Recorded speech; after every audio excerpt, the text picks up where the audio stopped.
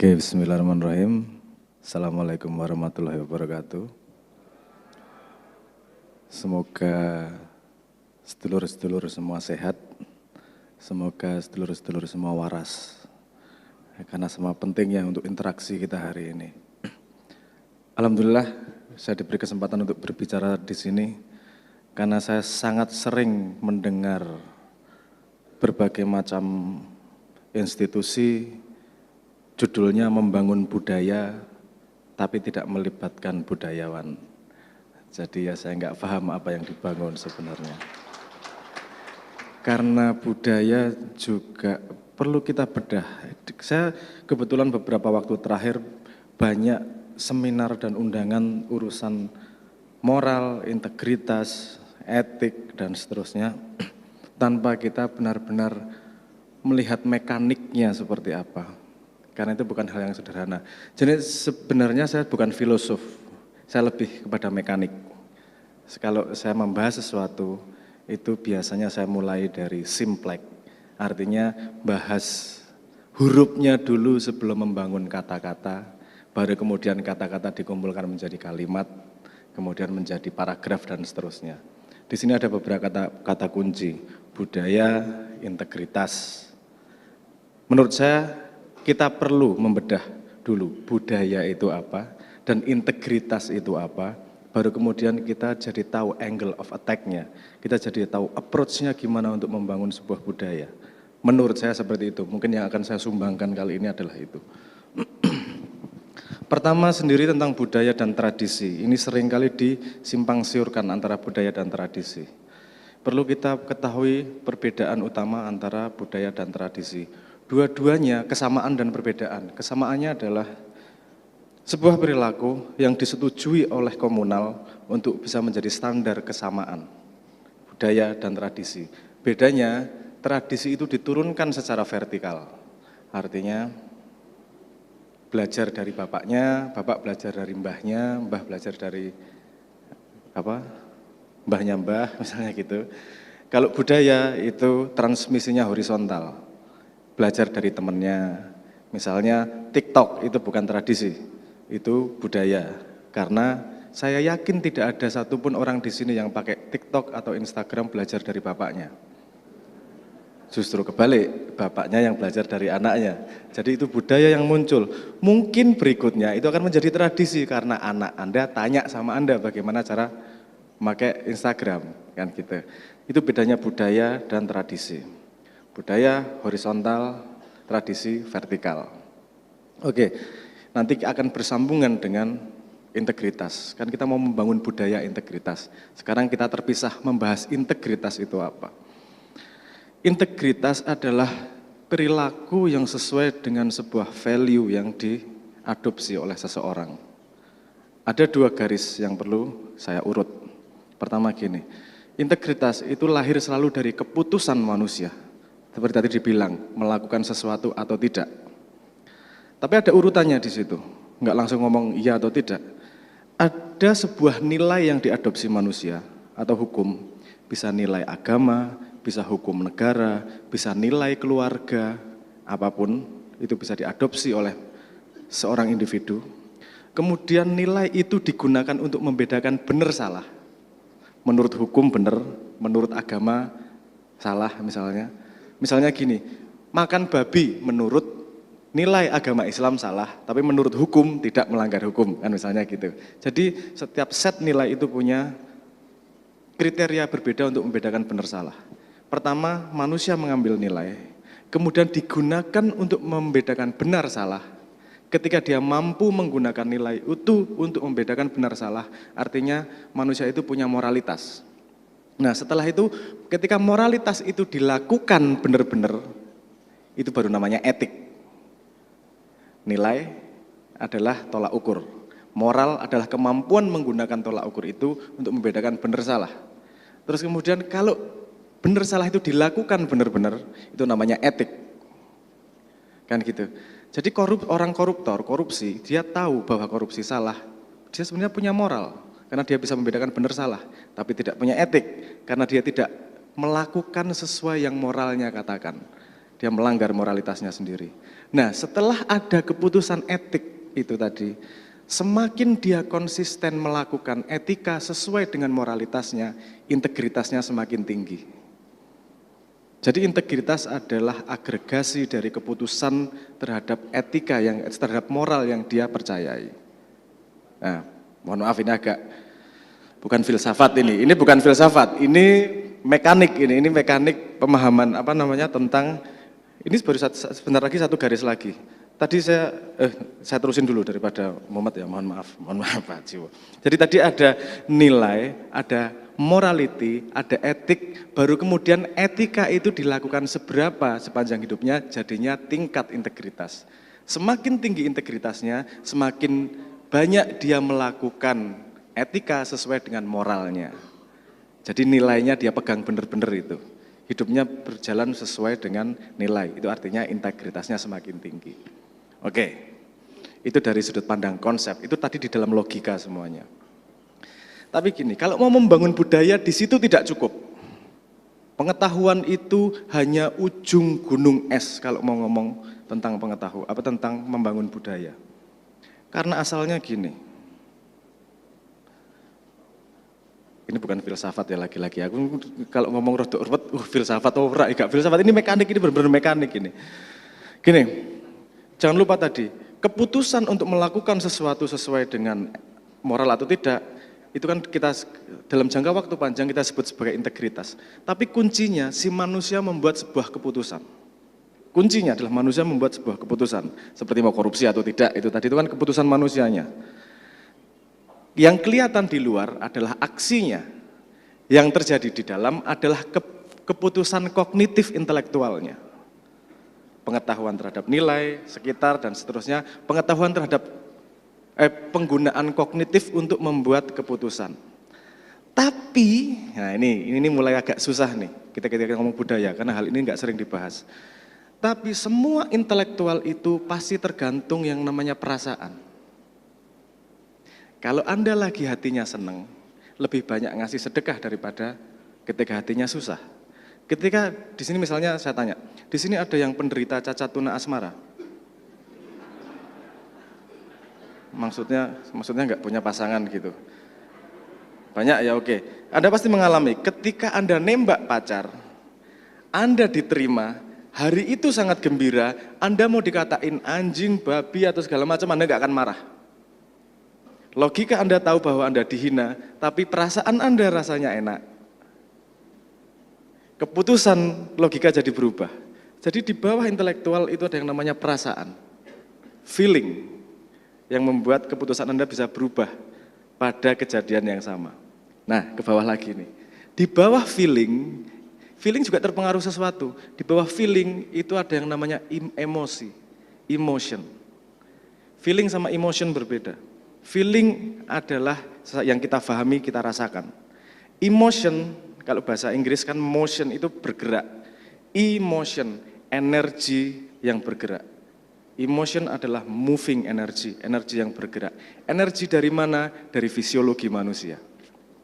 Kita merasakan ketika kita hidup fisiologi ini, ada energi yang bergerak, jantung bergerak, nafas bergerak, ada darah yang berputar, ini energi yang bergerak.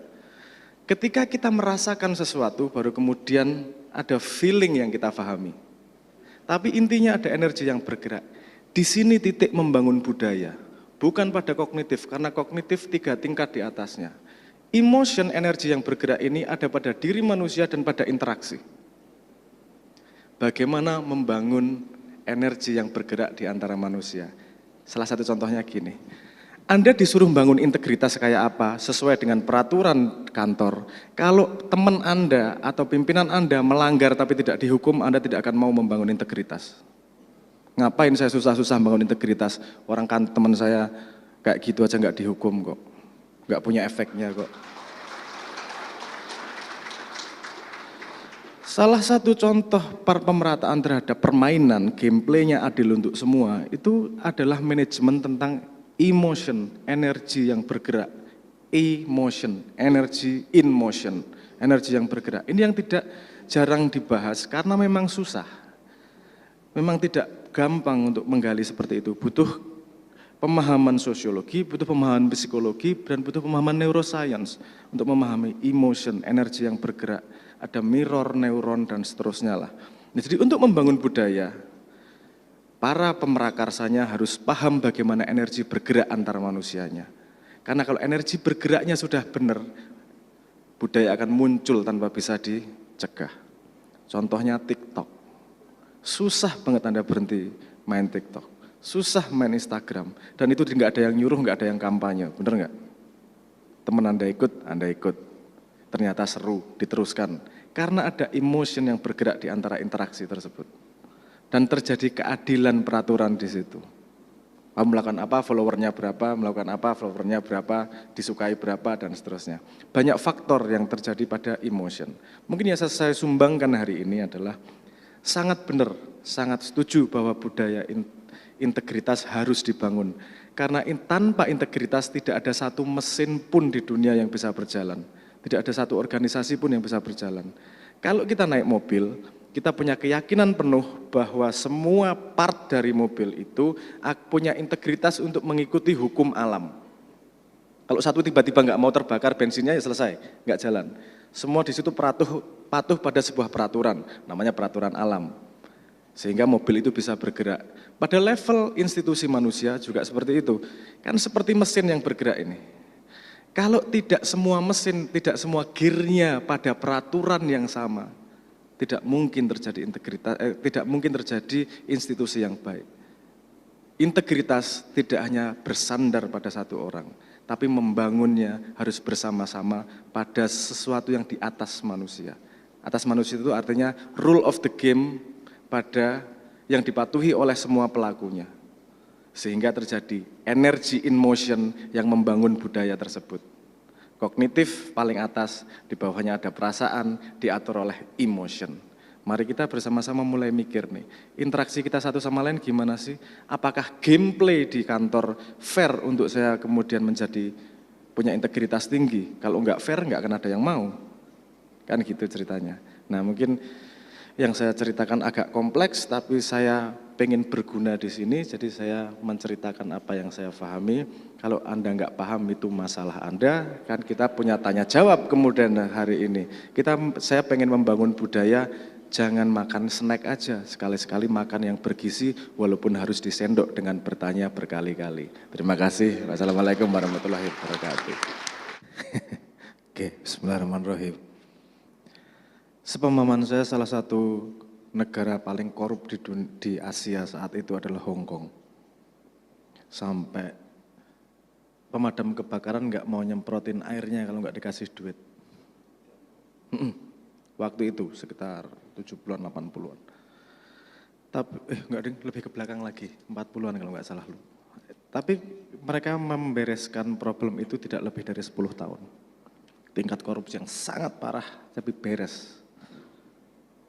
Mari pelajari strateginya, nggak harus ngikutin, tapi coba pelajari strateginya. Bagaimana James Comey bisa menang melawan Trump? Gimana NYPD? Sangat banyak kasus bagaimana menghadapi korupsi. Dan menurut saya, coba Anda pelajari, mohon maaf ini, coba Anda pelajari namanya archetype of problem. KPK dan korupsi di Indonesia itu masuk pada satu archetype yang namanya firefighting problem.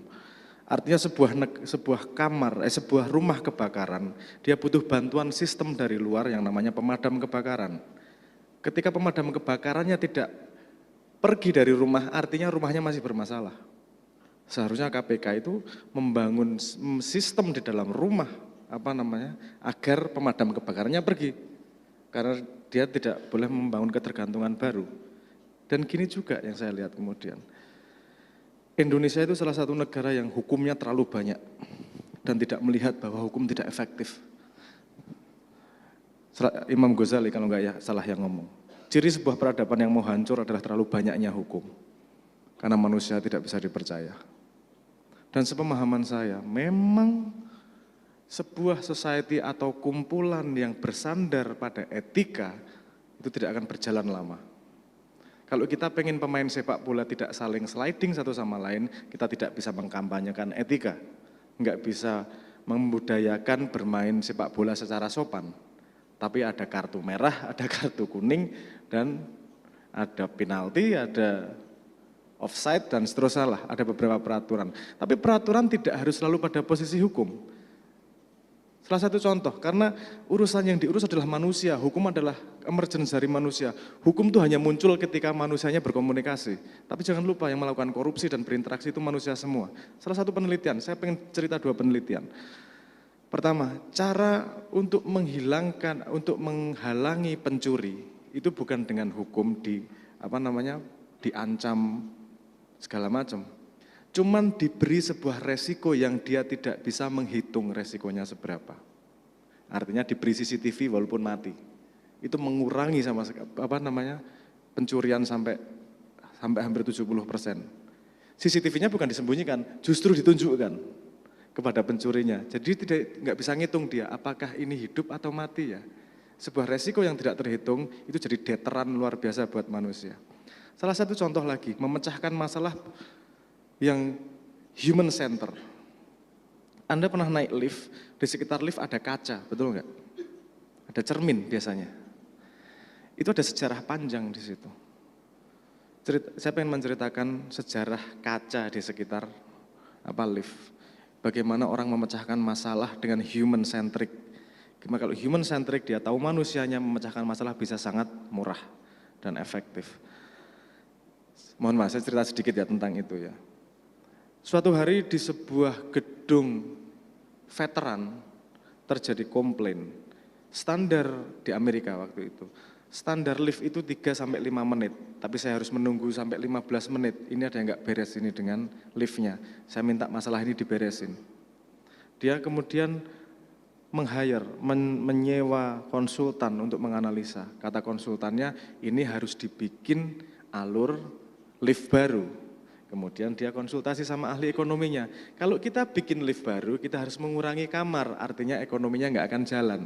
Nggak ada jalan keluar nih. Liftnya ditambahin nggak bisa, kalau didiemin aja 13 sampai 15 menit. Ketika dia putus asa, dia ngumpulin semua anak buahnya. Saya minta solusi, apapun solusimu gila, terserah. Pak, saya punya solusi tapi mungkin bodoh dan modalnya nggak banyak-banyak. Kalau bikin lift kan sampai jutaan dolar, saya butuh $500 aja. Gimana? Coba kasih cermin Pak di sekitarnya. Ketika dia menunggu, dia komplain itu karena menunggunya nggak enak. Kalau dia dikasih kesibukan, nggak akan ada komplain lagi Pak. Akhirnya kemudian ditanam cermin di sekitar lift, nunggunya masih 13-15 menit. Tapi komplain jadi 0 sama sekali. Lamanya lift tidak jadi masalah. Artinya human-nya yang di-handle. Saya beberapa kali ngasih input kepada pejabat negara, Pak Lurah dan seterusnya. Korupsi Indonesia sangat bisa dikurangi dengan social engineering kalau paham psikologi manusia dan sosiologi manusianya. Beresiko yang tidak bisa dihitung. Kalau mau melihat contoh bagaimana Trump mencoba meruntuhkan James Comey ketika dia ditendang dari CIA. Strategi dia itu menghasilkan dia tidak bisa diapa-apain dihukum karena dia membuat resiko menjadi tidak terukur. Manusia yang tidak bisa mengukur resikonya, strategi terbaiknya adalah tidak melakukan. Gimana caranya? Ya rembuk roh aku, panjang. Ini masalah yang tidak bisa diomongkan dalam 5 menit, urusan social engineering. Tapi artinya kita perlu melihat masalah ini dengan lebih dalam. Perlu lateral thinking, perlu system thinking, perlu berpikir lebih dalam untuk membuat social engineering yang lebih baik untuk memecahkan masalah korupsi. Saya berani jamin, dengan langkah yang tepat, korupsi Indonesia bisa turun sampai sisa 30%. Hanya dengan drama yang benar. Saya berani menjamin, tapi pembahasannya tidak mudah dan kapan-kapan. Matur nuwun. Ya, tetap gak gampang ya tetap ya. Saya nggak ngomong nggak mungkin ya. Nggak gampangnya itu bukan manusianya, nggak gampangnya itu bikin orang paham untuk mau melakukan. Orang paham bukan, jangan membayangkan para pelakunya. Karena gini, saya tadi kan bilang, perilaku pemain di sepak bola itu tergantung dari peraturan yang FIFA buat. Perilaku manusia dan semua hewan yang bergerak itu bisa terprediksi. mencari kemudahan yang paling besar, mencari kesusahan sesedikit-dikitnya dengan energi sesedikit mungkin. Dari A sampai Z nalurinya seperti itu. Tinggal membuat peraturan yang tepat untuk agar naluri itu berjalan untuk mencari strategi terbaik untuk masa depannya. Itu kalau yang bikin peraturan rule of the game pinter, otomatis semua ikan akan berjalan sesuai dengan yang dibayangkan dalam itu. Oke, terima kasih Mas Abrang.